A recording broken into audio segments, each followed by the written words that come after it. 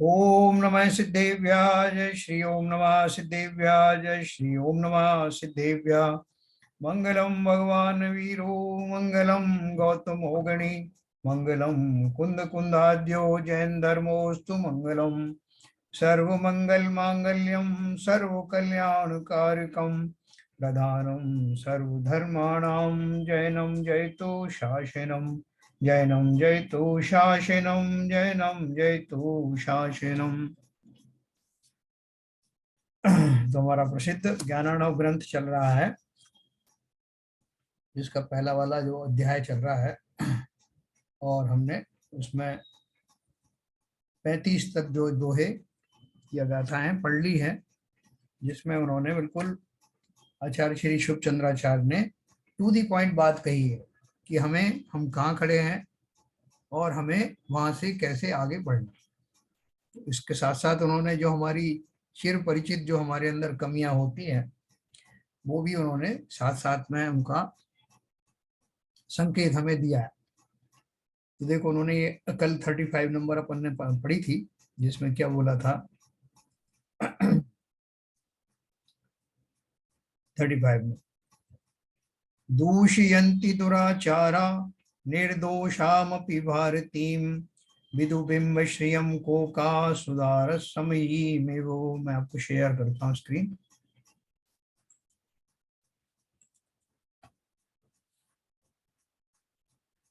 जो दुष्ट पुरुष हैं वे निर्दोष वाणी को भी दूषण लगाते हैं, जैसे सुधा रसमयी चंद्रमा के बिंब की शोभा को चक्रवाक दूषण देते हैं कि चंद्रमा ही चकवी से हमारा विछोह करा देता है ना। देखो, हमको वास्तव में ये आदत पड़ी हुई है हमारी जो लाइफ है, लोकल लाइफ में भी। हम जो हमारे जीवन में किसी भी घटना के जो निमित्त बन के आते हैं, वो स्वाभाविक रूप से बन के आते हैं, वो अपनी चॉइस से नहीं आते। और वो हम उन निमित्तों को अपने फायदे नुकसान के अनुसार अच्छा या बुरा उसको घोषित कर देते हैं, ऊपर आरोप लगा देते हैं। तो ये हमारी नासमझी है, इसे दूर करना है। जैसे उन्होंने बताया ना कि वो चकवा चकवी अपने स्वभाव से ही योनि में जन्म लेते हैं, वहां ये स्वभावगत दोष आते हैं कि रात्रि के समय वो दोनों चकवे चकवी बिछुड़ जाते हैं और सूर्योदय के समय पुनः मिल जाते हैं। ये तो उन्होंने एक उदाहरण दिया है। ऐसा संसार के समस्त घटनाओं में ये नियम लागू होता है। सारे जितने भी नियम हैं वो स्वभावगत ही होता है।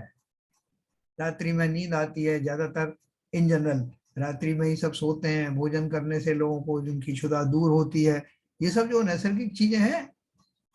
जल पीने से जो है तृषा शांत होती है, और भी जहां जहां है वो सब आप लगा लेना। तो वो क्या बोल रहे हैं कि सबसे पहले तो किसी को भी दूषण देना बंद करें। मेरे मार्ग में जो भी कुछ अवधान व्यवधान आते हैं, वो सब मेरे अपने ही अंतराय कर्म के उदय से आते हैं।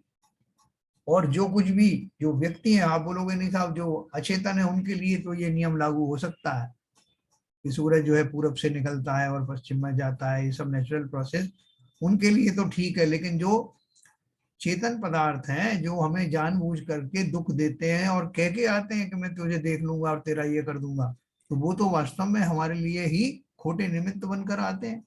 उनको कैसे क्षमा कर दें? तो उन्होंने बताया कि ये वास्तव में लोग तो ये तो खैर चलो सामने दिखाई दे रहा है और इसलिए हम उनके ऊपर दोष लगाते हैं, तो एक अपेक्षा से चलो फिर भी मान लेते हैं। लेकिन लोग तो जो सहज में ही किसी का कोई मुकाबला हो जाता है, कोई सहज में ही ऐसी घटनाएं घटित होती हैं, कोई जीव सहज में ही उसके निमित्त बन जाते हैं, हम तो वहां भी दूषण लगाते हैं।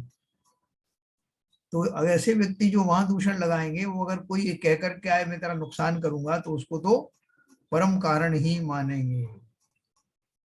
लेकिन वास्तव में उसके पीछे भी वैसा ही वही विज्ञान घटित होता है। जो व्यक्ति ये कह कर आ रहा है मैं तुझे देख लूंगा, और देखता भी है, हमारा अनिष्ट भी होता हुआ दिखाई देता है, वो सब भी उस पैकेज का ही भाग है, जिस पैकेज के माध्यम से कभी हमने उसे प्रताड़ित किया था। वर्तमान योग की कहानियां भरी पड़ी है ऐसी। इसमें मुनिराज तक को अपने पूर्व पर्याय में किए गए कृत्यों को इस पर्याय में भोगना पड़ता है। मैंने आपको एक कहानी सुनाई थी ना कि एक अत्यंत वीर व्यक्ति थे, शायद नारायण थे, वो अपने ससुराल में गए तो वहां मालूम पड़ा कि एक सिंह का बहुत आतंक चल रहा है। तो उन्होंने उन लोगों को प्रभावित करने के लिए, इन्फ्लुएंस करने के लिए अपना एक जो बलशाली रूप था वो दिखाया कि कहाँ है वो सिंह जो परेशान करता है। तो उन्होंने उसको ट्रेस किया तो वो एक गुफा में जाके छुप गया। इन्होंने उसको ललकारा बाहर निकालने के लिए, वो नहीं निकला तो इन्होंने उस गुफा के मुहाने पर आसपास के वृक्षों से लकड़ियां तोड़ करके और पूरा उसको बंद करके मुंह को उसमें आग लगा दी। तो सिंह उसी में मर गया, जल करके मर गया। और उसकी दूसरी पर्याय चालू हो गई, वो एक किसान पुत्र बन गया। और इधर ये जो थे, इनको समझ में आया कि नहीं अपन को दीक्षा लेनी चाहिए। नारायण नहीं थे, कोई और रहे होंगे। तो उन्होंने दीक्षा धारण की और एक खेत में बैठ करके वो तपस्या कर रहे थे। उस बीच जो है वो एक घटना होती है कि एक किसान का नौजवान लड़का, जो कि वही था जो सिंह की पर्याय में था, उधर से निकला। उसने देखा कि इधर एक महाराज बैठे हुए तपस्या कर रहे हैं। तो उन्होंने कहा ये अच्छा है, ये अपना संदेश वाहक का काम करेगा। तो उन्होंने बोला सुनो महाराज, अभी थोड़ी देर में मेरी पत्नी रोटी देने आएगी, तो उसको बोल देना कि मैं अगले वाले खेत पे काम कर रहा हूँ, उधर जाके दे जाए। कह के वो चला गया आश्वस्त होके कि ये तो वहीं बैठे हुए। लेकिन महाराज ध्यान में थे, तो उन्हें कोई इसकी परवाह नहीं कि किसने क्या आदेश दिया। अब उसकी पत्नी आई तो उसे वो नहीं मिला, तो वापस ले गई अपना भोजन। वो मालूम पड़ा कि वो जो है वो महाराज ने संदेश पहुंचाया नहीं। तो इतना क्रुद्ध हो गया वो कि उसने आसपास में वो पेड़ों से लकड़ियां बीनी और महाराज के आसपास ठीक उसी अंदाज में लगा दी जैसे कि उन्होंने इसकी सिंह पर्याय में लगाई थी, और आग लगा दी। और उसी तरह से जलकर उनकी मृत्यु हुई। अब इस घटना का साक्षी कौन? वो भी नहीं जानता था कि मुझे ऐसे संस्कार क्यों आए, ऐसा भाव क्यों मेरे अंदर हुआ कि मैं इन्हें जलाकर मारना चाह रहा था। ऐसी सैकड़ों घटनाएं, कहानियां हैं, सच्ची कहानियां।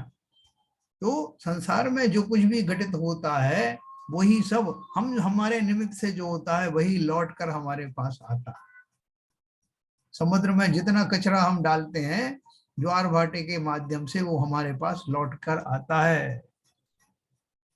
तो इसलिए संसार को, इस संसार का जो नियम है उसको भली भांति समझना, और जहां तक संभव हो, जहां तक संभव किस लिए कहा कि अभी वर्तमान पर समय में हम गृहस्थ अवस्था में हैं, इसलिए हम इतने ज्यादा तो अभी समतावादी हो नहीं सकते, लेकिन हमें भी प्रयत्न करना है कि प्रकृति के इस नियम को समझते हुए हमारा बुरा करने वाले को भी इस भाव सहित उसको क्षमा करना कि मैंने अवश्य ही इसके साथ ऐसा ही किया हो।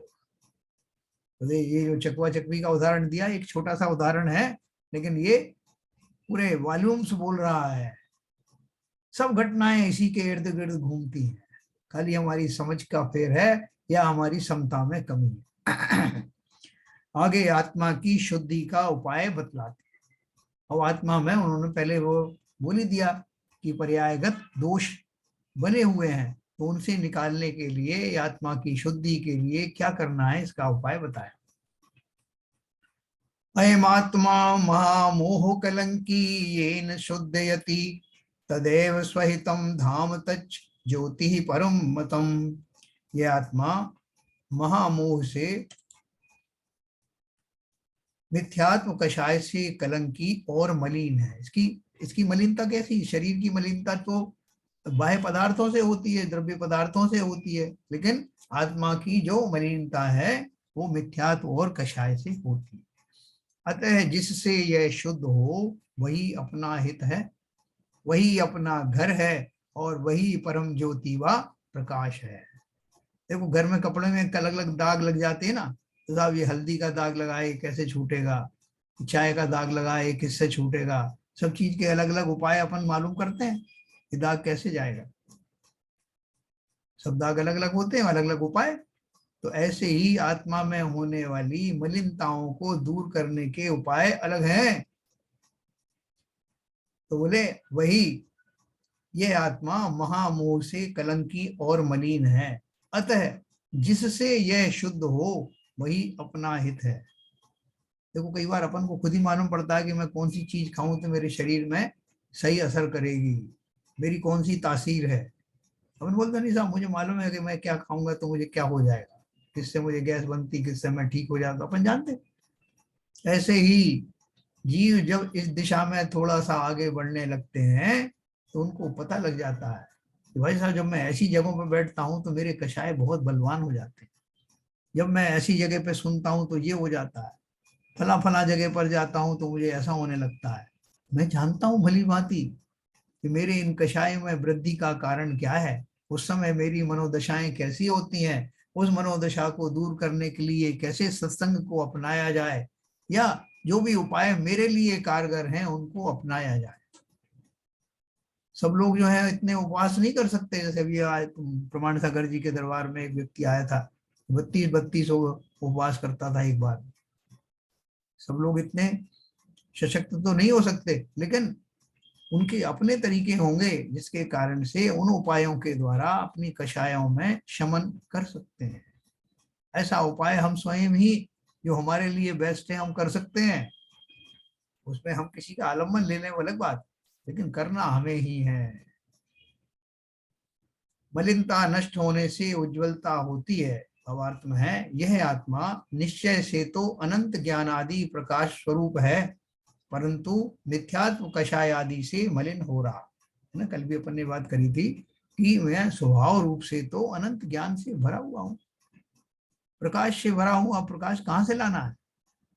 वर्तमान। लेकिन अभी जो पर्यायों की श्रृंखला चल रही है उन श्रृंखलाओं में अनादिकालीन मिथ्यात्व के वशीभूत होकर मैं उस आत्मा की शुद्धि का उपाय खोज नहीं पा रहा हूं। तो मिथ्यात्व कषाय आदि से मलिन हो रहा है। इस कारण से जब मिथ्यात्व कषाय रूपी मैल नष्ट हो तब निज स्वरूप का प्रकाश हो सकता है। अपना जो कोई अभी लैपटॉप देख रहे हैं, मोबाइल देख रहे हैं, उसमें हमारी पिक्चर धुंधली दिखाई दे तो क्या उपाय है उसका? मेरे साथ उपाय क्या है? सीधा उसको थोड़ा साफ कर लो कैमरे। दर्पण में मेरा जो वो छवि वो पहले कल तक तो बहुत अच्छी दिख रही थी, आज नहीं दिख रही, तो क्या कारण है? तो साहब उसके ऊपर एक परत जम गई है, तो साफ कर दो। हम सब जानते हैं इस बात को कि हमारे जो कषाय हैं वो कैसे दूर होंगे।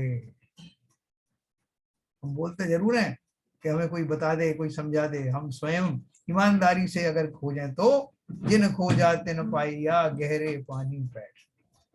खोजना कहाँ चाहते हैं?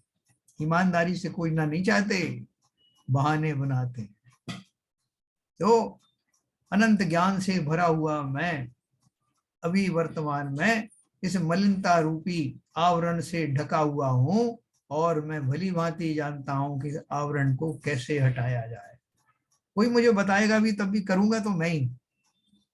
इस कारण से जब मिथ्यात्व कषाय रूपी मैल नष्ट हो तब निज स्वरूप का प्रकाश हो सकता है।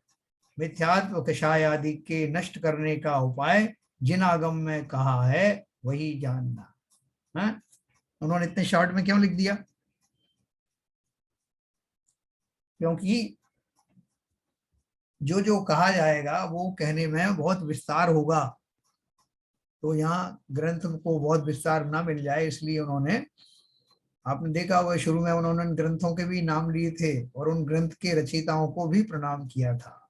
समंत भद्र आदि को प्रणाम किया था, जिसमें आपको चरणान योग का मुख्य ग्रंथ है रत्नकरण शावकाचार, और दूसरे भी ग्रंथों का उन्होंने हवाला दिया था।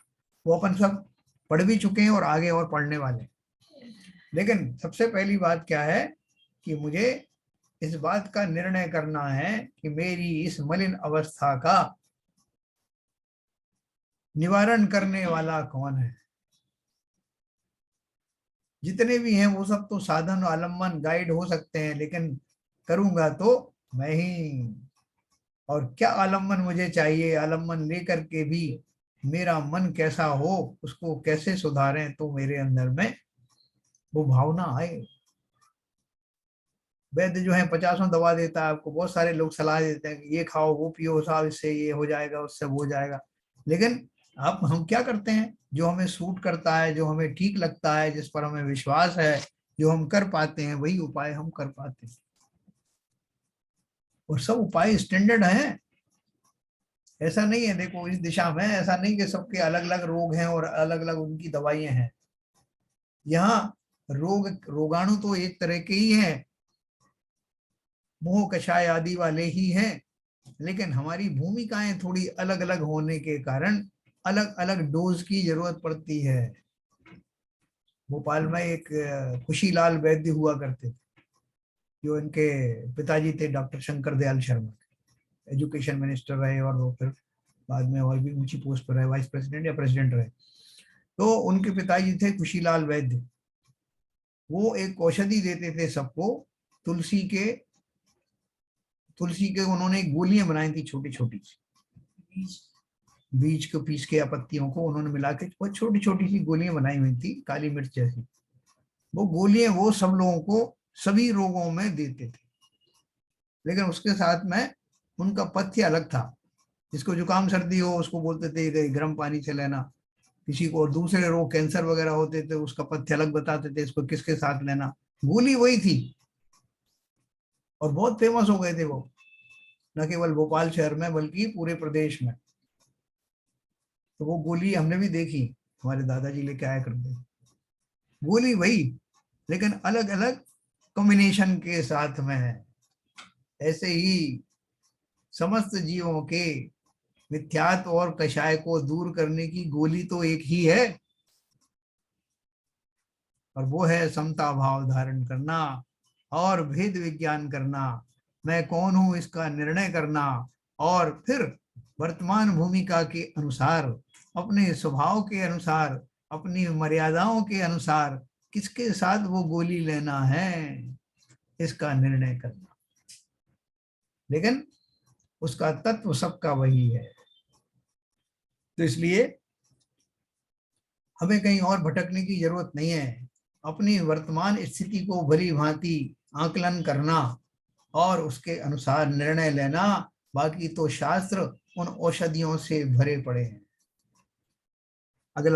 अगली गाथा है, विलोकय भुवनम भीमयम भोगीन्द्र शंकितम अविद्या ब्रज मुत्सृज्य धन्या ध्याने लयम गताः। 37 नंबर का दुआ है। इस जगत को भयानक काल रूपी सर्प से शंकित देखकर अविद्या ब्रज अर्थात मिथ्या ज्ञान और मिथ्या आचरण के समूह को छोड़ निज स्वरूप के ध्यान में लवलीन हो जाते हैं, वे धन्य कहिए महाभाग्यवान पुरुष हैं।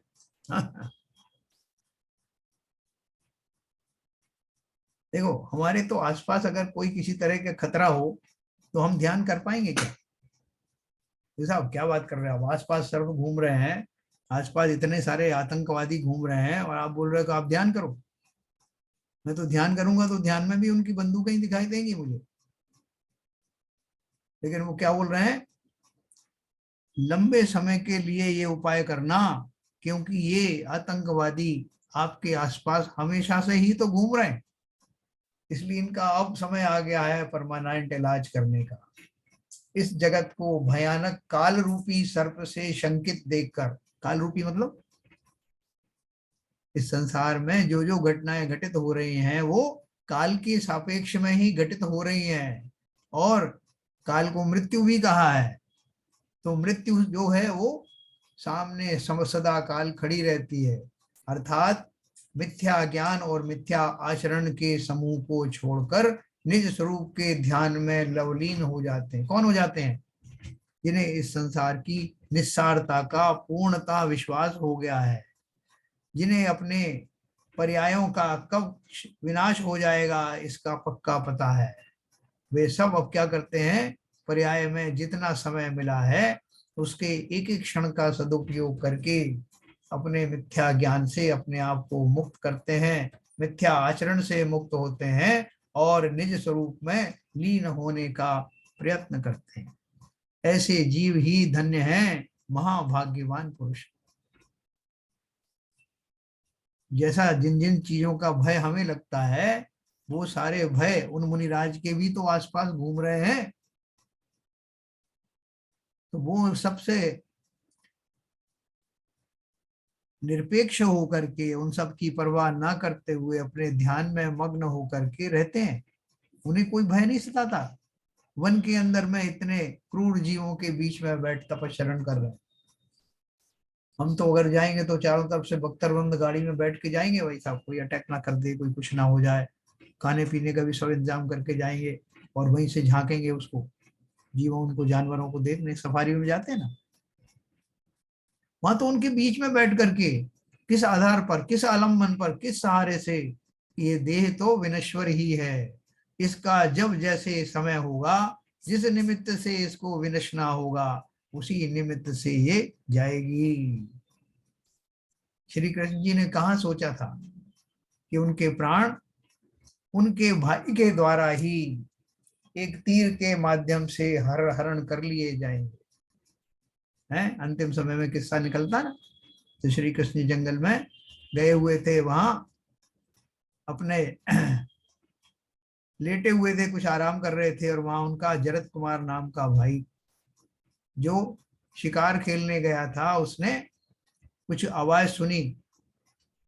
वो आवाज जो है वो यहाँ से श्री कृष्ण जी के पास से आ रही थी कहीं, और उन्होंने उसको सोचा कि ये कोई हिरण आदि है जो पानी पीने आया है। तो शब्द वेदी बाण चलाया, और बाण जहां से शब्द निकल रहा था वहां पहुंचा, और श्री कृष्ण जी के पैर में जो पद्म था उसको छेद कर दिया।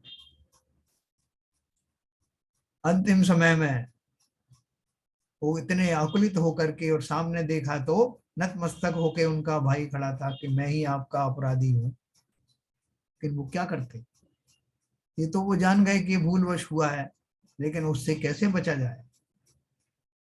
उनको संबोधा भी गया कि भैया, जिस निमित्त से जो होना है वो निमित्त अवश्य ही वहां आता है और उस घटना में कारगर होता है। तो इसलिए जो ज्ञानी है वो इन निमित्तों की परवाह किए बिना, निमित्तों को रोका नहीं जा सकता, ना ही रोकने की चेष्टा करना, क्योंकि निमित्त अपने हिसाब से वही निमित्त आपके लिए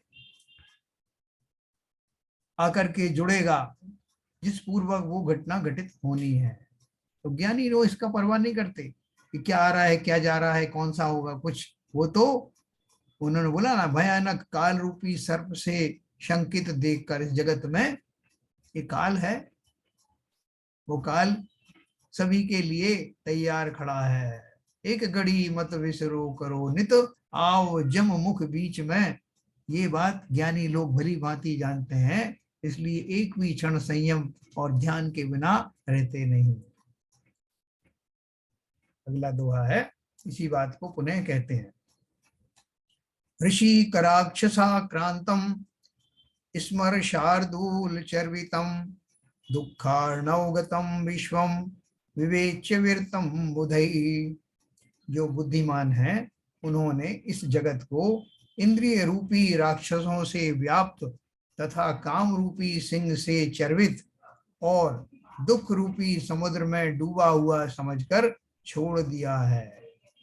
भावार्थ है, जिस जगह राक्षस विचरें, सिंह व्याघ्र भक्षण कर जावें, और जहां दुख ही दुख दिखाई पड़े, उस जगह विवेकी जन किस लिए बसें।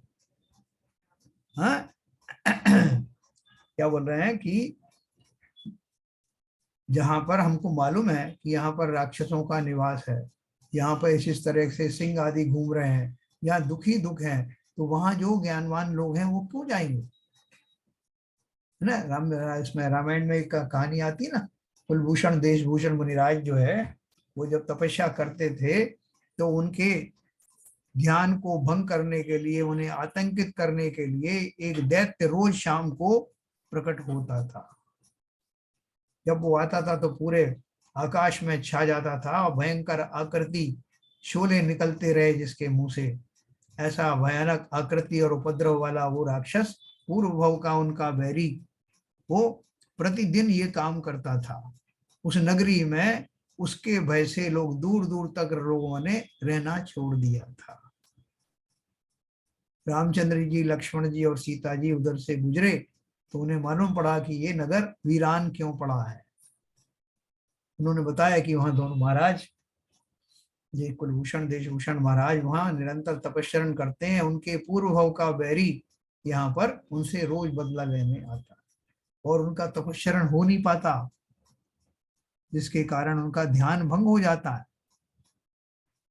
तो रामचंद्र जी को और लक्ष्मण जी को ये उपाय सूझा कि उसको तो किसी भी तरह से पराजित करना है। प्रसिद्ध घटना है, सीता जी को उनके चरणों में बिठाल करके और दोनों भाइयों ने तीर कमान चढ़ाए और थोड़े ही पुरुषार्थ परिश्रम के द्वारा उसको मार भगाया। तो उसको पराजित करने के पश्चात उनको मुक्ति का मार्ग प्रशस्त हो गया और उससे प्रसन्न होकर के उनका जो पर्याय, उस पर्याय का जो पिता थे वो मर करके धर्मेंद्र हो गए थे, धर्मेंद्र कुछ हो गए थे। तो उन्होंने प्रसन्न होकर के आकर के रामचंद्र जी को कुछ विशेष उपहार दिए। क्या उपहार दिए? कुछ उन्होंने विशेष शस्त्र, अमोघ शस्त्र दिए, हल मूसल करके कुछ नाम है उसमें, वो दिए और कहा कि ये कभी युद्ध में आपको काम आएंगे। जब रावण से युद्ध हुआ था तो वो हथियार जो थे वो उनके काम आए थे। तो मैं किस लिए बता रहा हूं आपको कि जहां पर इस तरह का आतंक होता है वहां से जो जन साधारण तो भाग खड़ी होती, लेकिन शूरवीर वहां डटे रहते हैं। इसलिए उन्होंने कहा जो बुद्धिमान है उन्होंने इस जगत को इंद्रिय रूपी राक्षसों से व्याप्त तथा काम रूपी सिंह से चर्वित और दुख रूपी समुद्र में डूबा हुआ समझकर छोड़ दिया। भावार्थ है, जिस जगह राक्षस विचरे, सिंह व्याघ्र भक्षण कर जावे और जहां दुख ही दुख दिखाई पड़े, उस जगह विवेकी जन किस लिए बसे?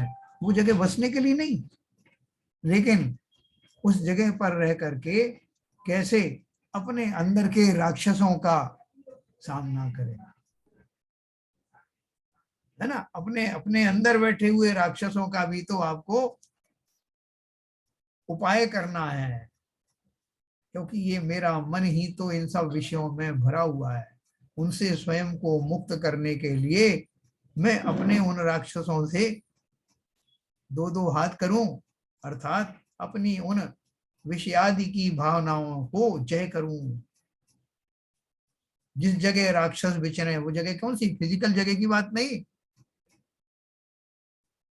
अपने अंदर बैठे हुए उन विषय विषय रूपी राक्षसों को कैसे उनसे विजय प्राप्त करें, क्योंकि वो मुझे दुख ही दुख देने के लिए तत्पर है।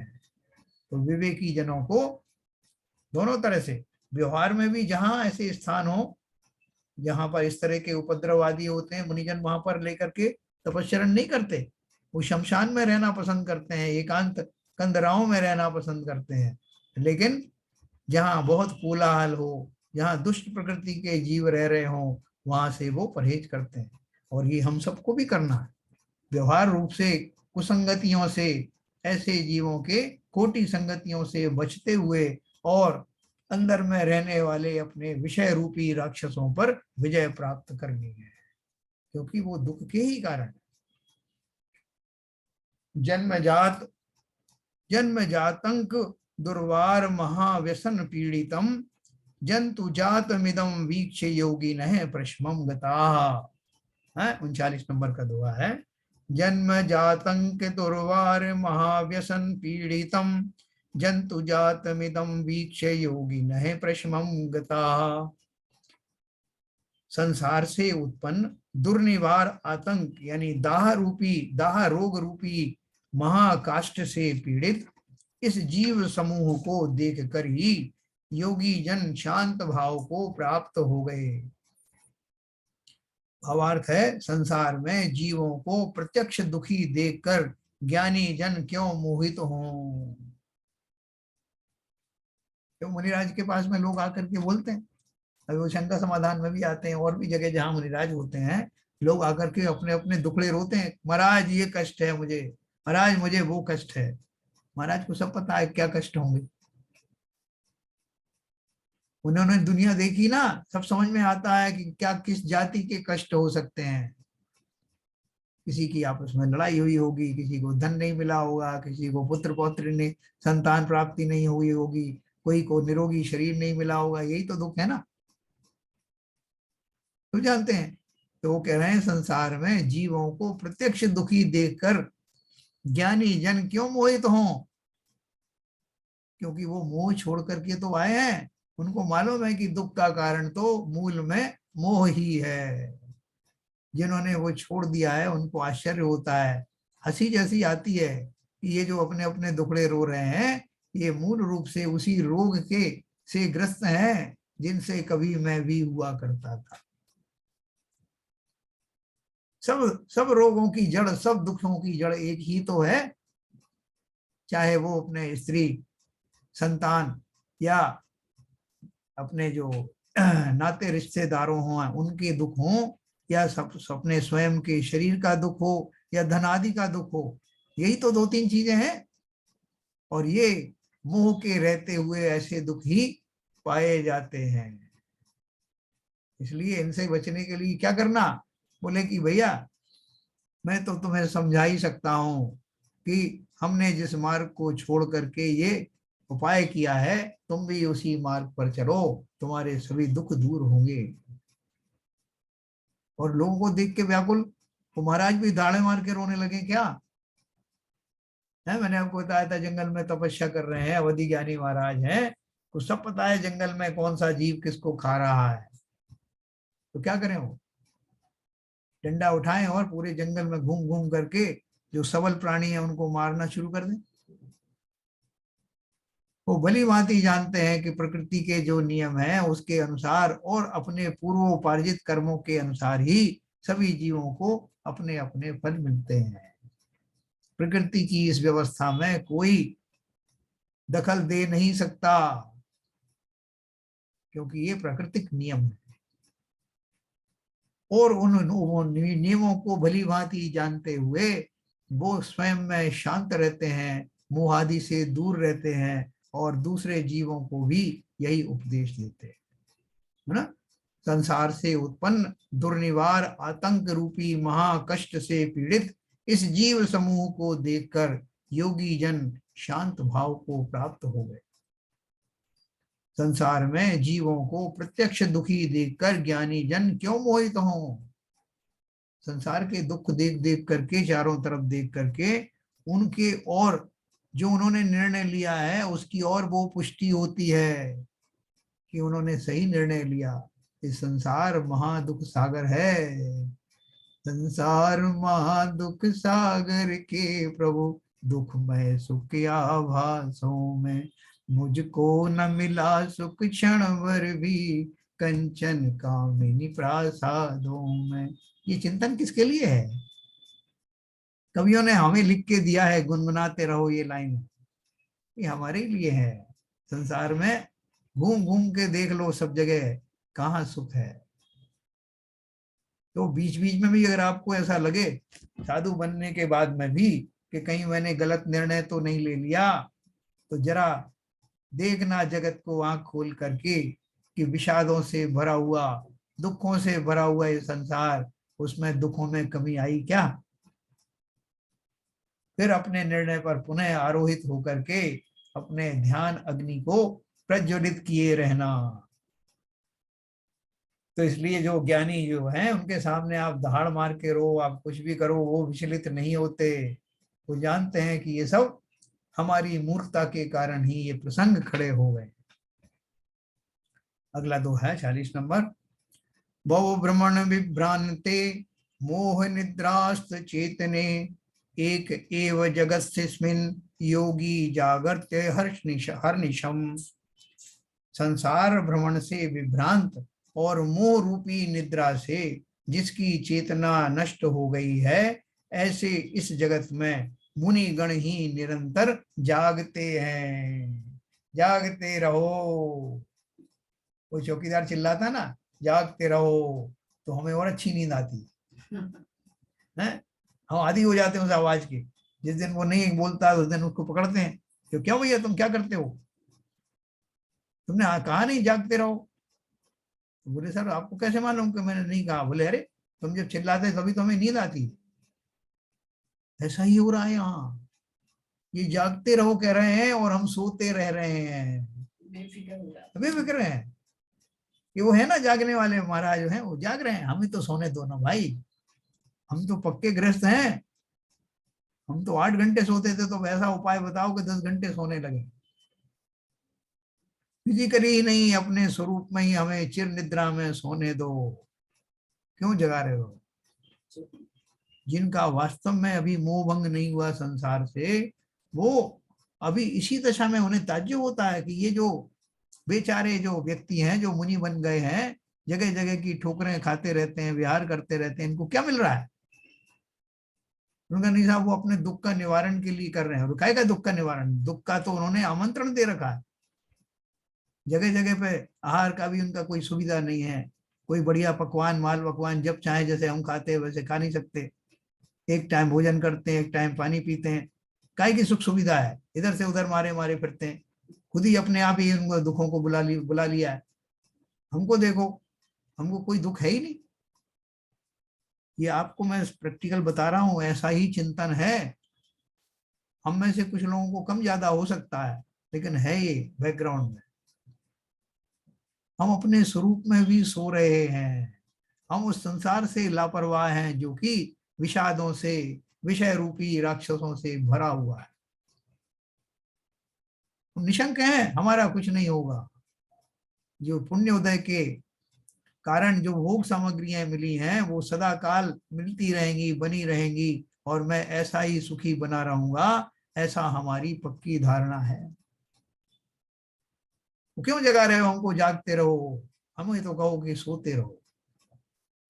देखो उन्होंने ये लिखा है, संसार विभ्रमण से विभ्रांत और मोह रूपी निद्रा से जिसकी चेतना नष्ट हो गई है, ऐसे इस जगत में मुनिगण ही निरंतर जागते हैं।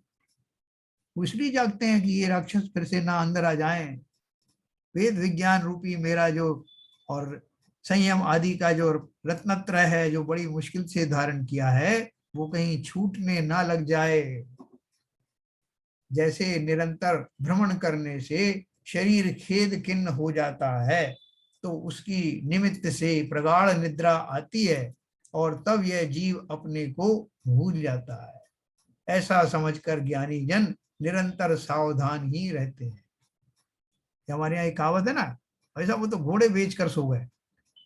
घोड़े बेच कर सो गए मतलब, तो पुरानी एक कहानी थी कि कोई व्यापारी अपने घोड़े लेकर के निकला, और उसको चिंता बनी हुई थी कि सारे घोड़े बिक जाएं तो मैं शांत होकर के, प्रफुल्लित होकर अपने घर लौट जाऊं। चक्कर में उसको नींद भी नहीं आती थी। एक आध घोड़ा बिक गया, लेकिन बाकी के तो अभी खड़े हुए थे। तो जब सारे घोड़े बिक गए तो वो निश्चिंत होकर जिस निद्रा में सोया, वो ऐसी पक्की निद्रा थी कि लोगों ने कहा कि आप तो ऐसे सो गए जैसे घोड़े बिक गए हों। लोगों ने कहा हाँ भाई साहब, ये इसके बिक गए घोड़े तभी ऐसा सो रहा। ऐसे ही मेरे अंदर के जो विषय कषाय हैं वो फिर हावी ना हो जाएं, इसलिए मैं ऐसी घोड़े बेच के सोने वाली नींद में ना सोऊं। मैं स्वान निद्रा वाला बनूं, जो चौकन्ना रहूं हमेशा ही। जैसे कुत्ते होते हैं ना, लोग चौकीदारी करवाते हैं तो वो सोते हुए का दिखता है, लेकिन जागृत रहता है कि कौन चोर तो कहीं नहीं घुस रहा। ऐसे संत पुरुष हमेशा स्वरूप में जागृत रहते हैं। अगर जो फिजिकली नींद भी लेनी हो तो रात्रि के अंतिम प्रहर में किंचित थोड़ा सा विश्राम करते हैं, लेकिन ऐसे नहीं सोते जैसे हम सोते हैं। हमें कोई चिंता नहीं भाई। जिन्हें, हमें तो इस पर्याय भर की चिंता है, और उन्हें चिंता है कि इन पर्यायों की श्रृंखलाएं ही समाप्त हो जाएं। ऐसा जो उपाय हमने किया है वो उपाय हमारा शाश्वत बना रहे। मैं इस नियम संयम रत्नत्रय आदि से अब डिग ना जाऊं, इसके लिए पूरे स्वरूप में सावधान रहते हैं, प्रमाद रहित रहते हैं, जागते रहते हैं, है ना। जागने का अर्थ है सावधान रहना। तो उन्होंने लिखा है, ऐसा समझकर ज्ञानी जन निरंतर सावधान ही रहते हैं। हम भी अपनी सावधानी बढ़ाएं। जो कुछ मिला है हम समझ गए हैं, जो कुछ मिला है अपने पूर्व पुण्य के उदय से मिला है, और ये पुण्य बार बार कमाओगे और फिर जो है छूट जाएगा, खत्म हो जाएगा, फिर नए सिरे से कमाओगे।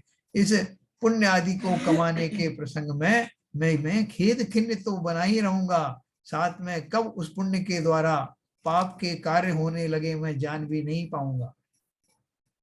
और पुण्य हो या पाप हो, जब तक इनकी लेश मात्र भी स्थिति सत्ता में बनी रहेगी, तब तक मैं मोक्ष मार्ग पर पूर्ण रूप से प्रशस्त हो नहीं पाऊंगा, प्रशस्त नहीं हो पाऊंगा, और ना ही कभी मोक्ष को प्राप्त करूंगा। तो इसलिए अपने स्वरूप में निरंतर सावधान रहना, और जो कुछ साधनाएं हमने अब तक की हैं उन साधनाओं को बनाते हुए ऊपर की साधनाएं करना। जब ऊपर की सीढ़ी पर चढ़ते हैं तो नीचे की सीढ़ी पर से पैर तत्काल नहीं हटाते। जब हमारा पैर ऊपर की सीढ़ी पर जम जाता है तब नीचे वाली सीढ़ी से पैर उठाते हैं। इसी तरह से हम अब तक जिस मकाम पर आ गए हैं अपनी धर्म साधना के बल पर, वो तो स्थिति बनी ही रहे, उसमें निरंतर ही प्रोग्रेस होती रहना चाहिए, नीचे मत चले जाना। तो इसलिए न केवल अपने स्वरूप में सावधान रहना, बल्कि उन आचार्यों से, उन मुनियों से प्रेरणा लेकर के अपने प्रमाद में निरंतर कमी बना के हुए वेद विज्ञान का सहारा लेते रहना। अगला दोहा एक और पढ़ूंगा मैं, फिर अपन बात करेंगे। रजस्तमोभिरुद्धूत कषाय विष मूर्छितम विलोक्य विलोक्य सत्व संतानम संतय शांतिमुपाश्रिता। जो सत्पुरुष हैं वे रज कहिए ज्ञानावरण दर्शनावरण कर्म, और तम कहिए मिथ्यात्व मिथ्या ज्ञान से, अथवा रजोगुण तमोगुण से कंपायमान तथा कषाय रूपी विष से मूर्छित इस तत्व संतान कहिए जगत को देखकर शांत भाव को ग्रहण करते हैं। सत्पुरुषों की उन्होंने एक लक्षण बताए हैं कि जो सत्पुरुष हैं वो जितने भी ये जो उनको ये अपने चार गुण है ना, चार जो कर्म है घातीय कर्म, उनको अलग अलग कैटेगरी बनाई है। एक अपने यहाँ एक जिनवाणी में बहुत अच्छी एक पूजन है, वो मैं कभी आपको बताऊंगा, उसमें ये सब इनका इसी तरह भेद दिया है।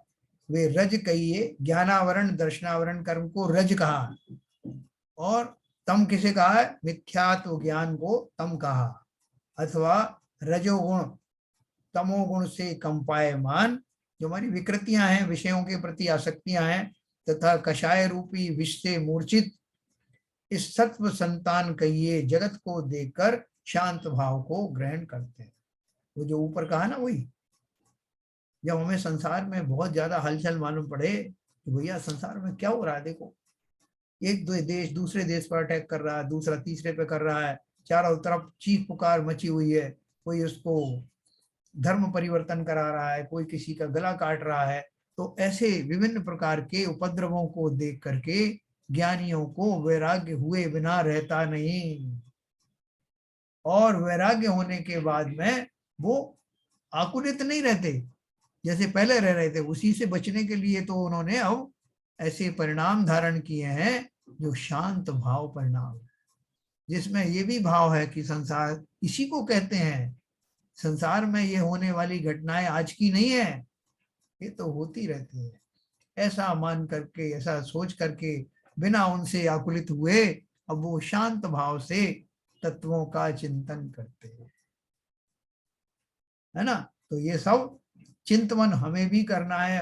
अंत तोक्त्वा, संसार की ये दशा देखते हुए उनसे दुखी, एक बार तो मैं दुखी अवश्य होऊंगा, लेकिन उस दुख का निवारण भी, उसका उपाय यही समझ में आएगा कि मैं संसार की इस दशा को शाश्वत जान करके इससे बचने के लिए अपने अंदर के संसार में निरंतर कमी लेकर के आओ। मैं अब आपको अनम्यूट करूंगा।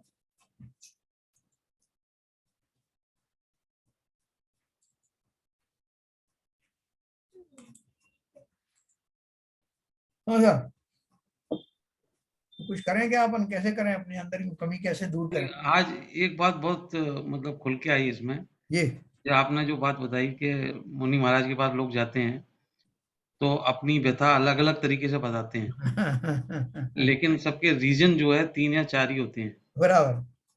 मतलब उसमें कोई डिफरेंस नहीं है, मतलब रिज़ल्ट, मतलब प्रॉब्लम तो सेम ही है, लेकिन उसकी जो बताने की उसकी जो वो है तरीका है, किसी को पत्नी से दुःख है, किसी को पति से दुःख है, किसी को बच्चों से दुःख है, किसी को रिश्तेदार से, किसी को पड़ोसी, लेकिन है वही, जहाँ हाँ मोह का ही है, पूरा का पूरा मोह ही का ही प्रॉब्लम चल रहा है। बिल्कुल। तो ये वास्तव में बात समझने वाली है। हर आदमी जो अपनी बोलता नहीं, आपको नहीं मालूम है, आप मेरी सुनो, मेरे पे क्या पड़ रही है, मेरे कैसे हाँ लोग हैं, हाँ जबकि बात वही है, चाहे उलट-पलट कैसे भी कर लो, अंत्यकरण में तो जो है दुःख का कारण वो मोह ही है। बिल्कुल। आज बड़ा खुल के आया समझ। और उसी की हाँ शैलेंद्र जी, जो आपने बात कही, जो कर्मों के उदय होते हैं वो विभिन्न तरीके से अपना खेल दिखाते हैं। जैसे एक नाटककार स्टेज पर रोज अलग अलग उससे नाटक को प्रस्तुत करता है, तो ये उसी का फल है। और उसी को क्या कहते हैं, विभिन्न भिन्न रूप में, विभिन्न कारणों से, विभिन्न शब्दों से, विभिन्न शैलियों से, और अपने विवेक, जो कुविवेक है, उससे उसको प्रस्तुत करते हैं, और कुछ नहीं। जैसा भी एक छोटा सा सवाल है यहाँ पर, हाँ बोलिए। ये जो आपने कुलभूषण और देशभूषण महाराज का उदाहरण दिया, हाँ दोनों तपस्या एक साथ कर रहे थे, जी तो एक ही काल अवधि में, एक ही समय पर उनका जो बैर भाव था वो निपटाने कैसे आए, इसका विवेचन कैसे करें? एक ही काल में बैरी। एक ही समय में, हाँ एक ही जगह पर दो जीवात्मा अलग अलग है, हाँ हाँ उनके पूर्व में जो भी दुश्मनी हुई होगी, हाँ तो वो उसका बदला लेने एक साथ कैसे आया? क्या उन पूर्व जन्म में दोनों ने एक साथ उसके साथ कुछ ऐसा किया था जिसका वो फल भुगत रहे थे? हाँ, होता ना, पूरे पूरे परिवारजन है, जैसे दो सगे भाई ने मिलकर के किसी पे अटैक किया, परिवार के बहुत सारे जनों ने किया, तो एक ही व्यक्ति उस पूरे परिवार का जो है बैरी बन जाता है। नहीं, वो बात सही है, पूरे हाँ परिवार का मेरी बना, तो उसमें जब जीव डिफरेंट डिफरेंट टाइम पे क्या कहते हैं अपनी पर्याय बदल के, क्या कहते हैं, कहीं जाएगा कोई कहीं जाएगा, मगर ये बहुत ही विलक्षण ये संयोग है कि दोनों मुनि एक साथ क्या कहते हैं मिले, तपस्या कर रहे, और पूर्व धर्म में भी उनका जो जिससे बैर था उसे भी, वो भी इसी जन्म में इसी समय क्या कहते हैं वो अपना बदला लेने आए। हाँ, देखो ऐसा है, अभी अब कोई युद्ध होता है, अब जैसे महाभारत का युद्ध हुआ, जी तो जी उसमें एक ही व्यक्ति के द्वारा जो है सैकड़ों लोग काट दिए जाते हैं। जी तो वो सैकड़ों लोगों की मृत्यु उसी व्यक्ति के निमित्त से उसी काल में होनी होती है, जी क्योंकि किसी काल में ऐसा ही उसके साथ में कई लोगों ने मिलके किया होगा। जी। तो ऐसा ही तो संभव है, अच्छा अच्छा। बहुत संभव है। तो देखो, ये जो अपन जो वृत्तियां इन अपन ने पढ़ी हैं, हमारे लिए ये मुश्किल है क्या? नहीं, हम क्या करें? मुश्किल तो है ही ना, हाँ संस्कार इतने गहरे पड़े हुए हैं। अब वो तो खोल खोल के बता रहे हैं डिफरेंट डिफरेंट बोर्ड में, डिफरेंट डिफरेंट एग्जाम्पल से, कि ऐसा ऐसा है, तो इससे थोड़ा तो हमारे अंदर क्या कहते हैं बैठा हुआ भूत थोड़ा तो जागृत हो, और जिससे हम कोशिश करें इससे निवृत्त होने के लिए। देखो, वो जैसे मैंने बताया ना कि गोली सबके लिए एक ही है। हाँ, वही तो कह रहा हूँ, गोली एक ही है, तो उसके उनके लेने के तरीके अलग अलग। तरीके अलग हाँ, अलग। अभी महाराज के पास जाएंगे, हर आदमी पूछने जाएगा, महाराज आपने यही गोली उसको दी थी, मुझसे भी यही कह रहे हो, आप सबको गोली देते रहते हो, मुझसे भी कह रहे हो मोह दूर करो। बैठा ही इसलिए हो गोली। तो एक शंका है सर, बोली। कि जो 41 दोहे में जो रजोगुण और तमोगुण को बोला है, तमोगुण जो तो मिथ्या ज्ञान से जो उत्पन्न है वो तमोगुण हो गए, हाँ और रजोगुण के लिए ऊपर ज्ञानावरण और दर्शनावरण कर्म बोला है। ये किस तरह से है? मिथ्यार्थ है ना। रज कहिए ज्ञानावरण दर्शनावरण कर्म और तम कहिए मिथ्या ज्ञान, अथवा रजोगुण तमोगुण से कंपायमान तथा कषाय रूपी विष से मूर्छित इस सत्व संतान कहिए जगत को देखकर शांत भाव को ग्रहण करते हैं। तो इसमें आपकी शंका क्या है? जो ज्ञानावरण रजोगुण को तो अपन राशि गुण से अपन समझते हैं। रजोगुण मतलब राशि गुण, तमोगुण मतलब दूसरे जो निष्क्रिय वैसे हैं, हाँ खराब है एक्चुअली। देखो वहां रजोगुण तो ज्ञानावरण दर्शन कर्म से जो रिलेट किए हैं, हाँ किस तरह से? देखो यहाँ पे जो रज कहा गया है वो रज दूसरी अपेक्षा से कहा गया है। एक पूजन है जो मैं आपको सुनाऊंगा अभी पढ़ करके, उसमें जो है वो शायद आरपी जन साहब को याद हो, हम शक्ति नगर में करते थे ना। नहीं, ये एक्चुअली दर्शन पाठ है। हाँ दर्शन पाठ।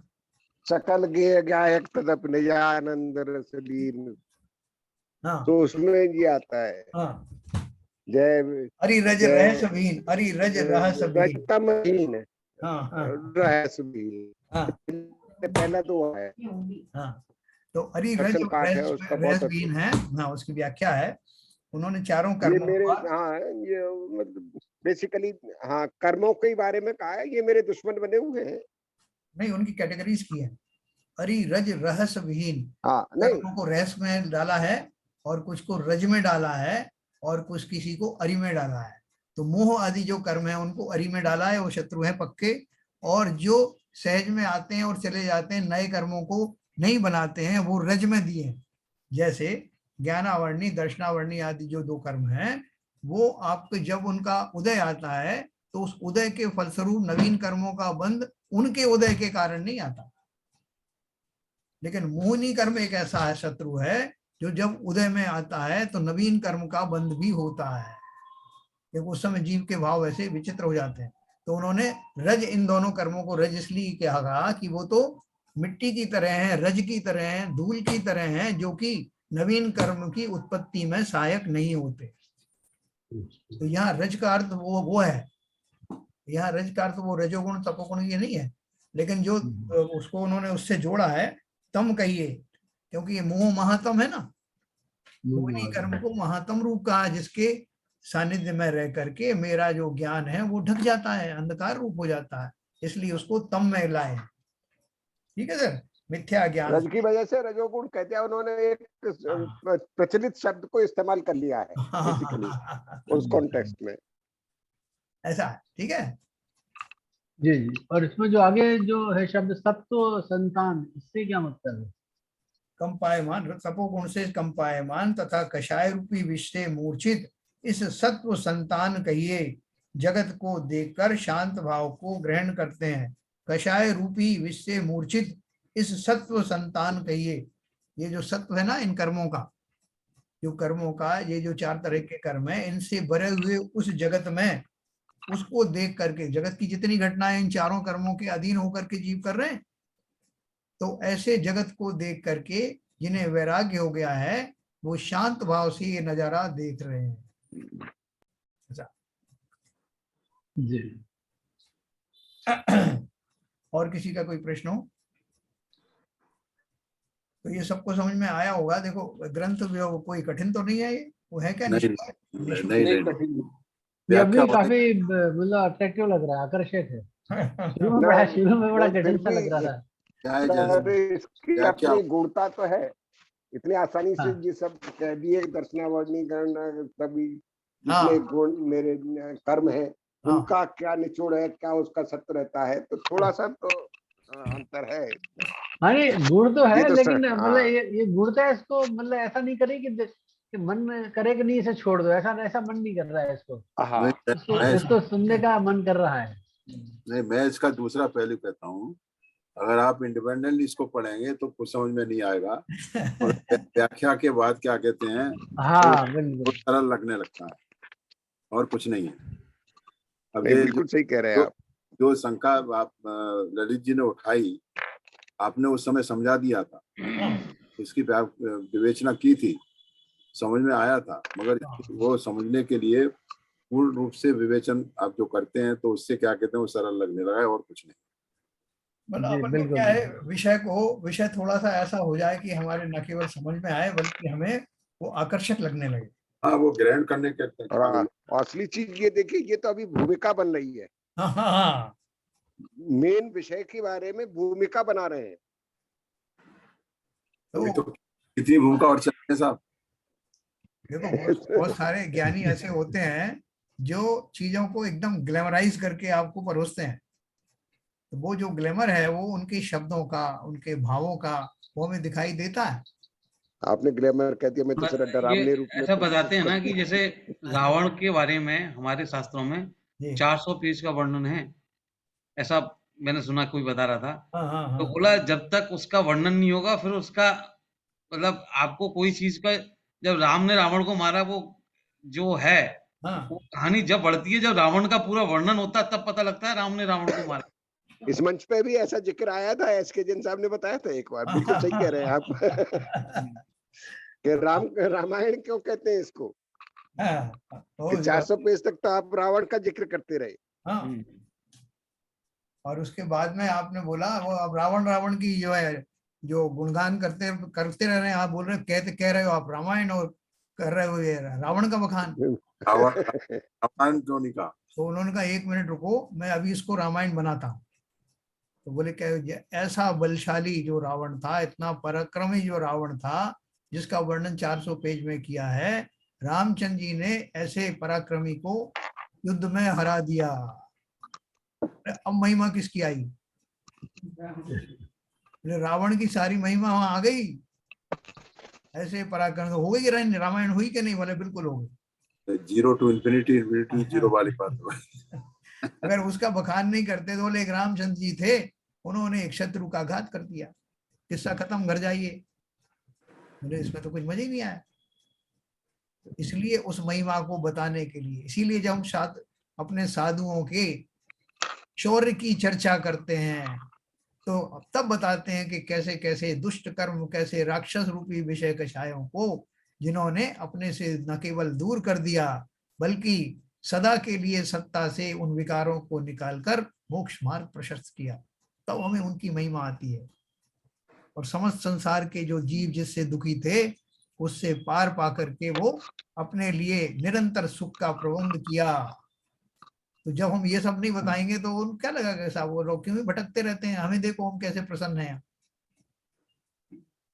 ना। इसलिए वो व्याख्याएं जरूरी हैं। संसार का दुख वर्णन करने की जरूरत क्या है? हम में से कितने जीव ऐसे हैं जो भले ही उन संसार के दुखों को भोग रहे हैं लेकिन आज भी ये नहीं मानते कि संसार दुखों से भरा हुआ है। अपन को खुद को विश्वास नहीं होता। इसमें एक चीज शायद और जो जिक्र करने लायक है सर, जस्ट पहली कहा था मैं, आपने बताया था कि ये संसार के रूपी भ्रमजाल में और मोह में फंसे हुए हैं, लेकिन ज्ञानी जी फिर भी इनका सबका सामना करते हुए आगे बढ़ते हैं। हाँ हाँ हाँ हाँ बिल्कुल बिल्कुल। ये जानते हो कोई आंखें थोड़ी बंद करनी है, शुतुरमुर्ग की तरह आंख बंद कर दी तो खतरा टल गया। खतरा तो है, लेकिन वो खतरे से मैं उसको खतरा मान इसलिए रहा था कि मुझे वेद विज्ञान हुआ नहीं था, संसार की उस दशा पर विश्वास नहीं हुआ था। मैं निरंतर ऐसे संसार में रहता आया हूँ, मुझे ताज्जुब होना चाहिए।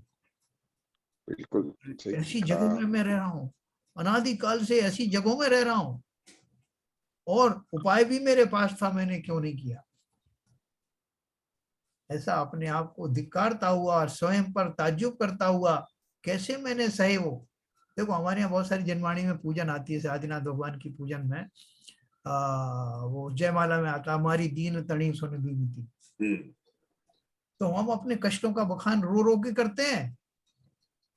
वो तो एक कविराज ने उसको उस तरह से बनाया उसको, लेकिन वहां रोने का अर्थ क्या है कि मैं इन कष्टों से गुजरा लेकिन मुझे स्वयं पर तरस नहीं आया। बोले क्या बात कर रहे हो, हम क्या कर लेते तरस आता तो? हमारे पास अज्ञानियों ने उसका निवारण का उपाय भी बताए लेकिन मैं नहीं माना। फलता मैं इन सब दुखों से, जन्म मरण के दुखों से होकर एक बार नहीं अनंत बार गुजरा और सुधरा अभी भी नहीं हूं। सुधर गए क्या ललित जी? कुछ सुधार आया क्या अपने को? आप थोड़े बहुत जन्म दे दो, बाकी ज्यादा मत देना। अभी कुछ ऐसा सुधार जैसा तो लगता नहीं है सर।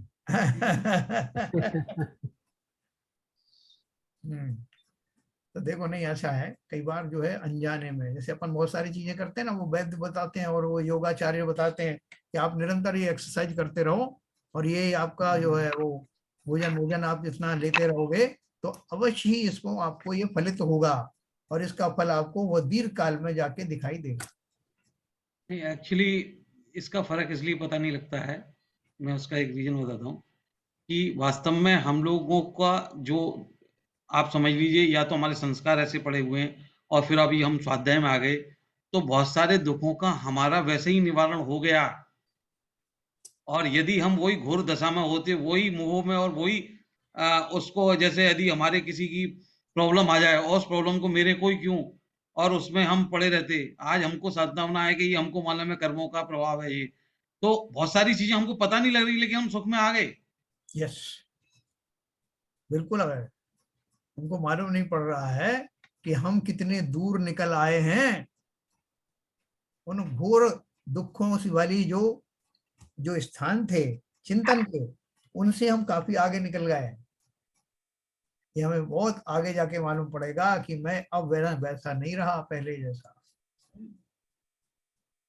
दूसरे तो कहते ही कहते हैं भाई साहब वो बहुत बदल गए, आप देखो जितने स्वाध्यायी हैं सब एक दूसरे के बारे में बात करते हैं, साहब वो बदल तो गए साहब, वो पहले से बहुत बदल गए। और वो व्यक्ति स्वयं भी ये चीज महसूस करता है कि मेरे अंदर बदलाव शुरू हो गए। क्यों नहीं होंगे? हम सब बुद्धिमानी प्राणी हैं, बुद्धिमान प्राणी हैं मनुष्य। देखिए साहब, उसमें क्या कहते हैं, अपनी सोच को हमेशा पॉजिटिव रखना पड़ेगा और मतलब उस भावना से आगे बढ़ना पड़ेगा। निगेटिव में रहेंगे कि कुछ नहीं हुआ, कुछ नहीं होने वाला है, तो कुछ नहीं होने वाला। क्या भी भावना योग करते रहो। यस, इसलिए सुंदर अपन ने जो है वो वार्तालाप किया। शुभ चंद्राचार्य जी का भला हो, जयवंत हो, उन्होंने हमारे शुभ की कामना की और ऐसा शास्त्र की रचना की। तो कल अपन फिर मिलेंगे, उनकी वाणी को कल फिर से सुनेंगे। अभी जिनवाणी स्तुति कर।